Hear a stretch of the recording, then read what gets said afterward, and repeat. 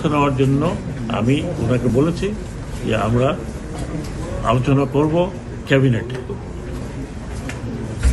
এবং পুলিশ যারা এতদিন মাঠে নামেনি আমার কাছে প্রমিস করেছে যে ওনারা এখন থেকে থানায় থাকবেন। তবে আমি আপনাদের মাধ্যমে বলছি যে যারা যারা নাগরিক আছে, এই পুলিশ না থাকলে তারা নাগরিকরা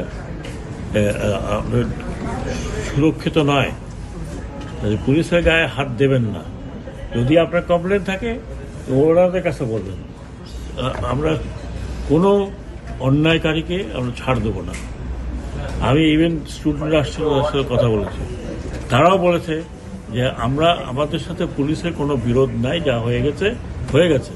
আমি ব্যক্তিগতভাবে মনে করি পুলিশকে কমিশন হওয়া উচিত।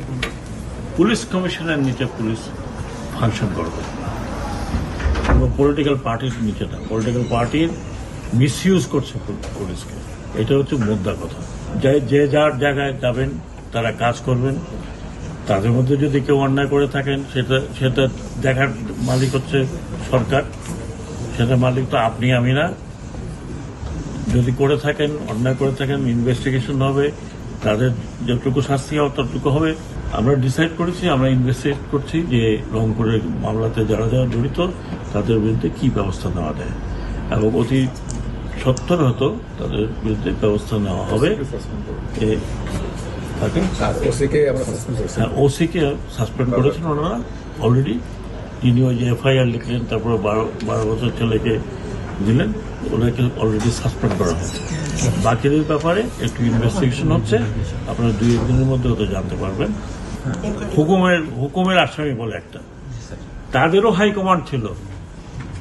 এই চেয়ারে তো আরো হাইকমান্ড বসেছিল। উনি কি করছেন? উনি করছেন কি? উনাকে দোষ দেওয়ার আগে তো আমি তাকে দোষ দেব।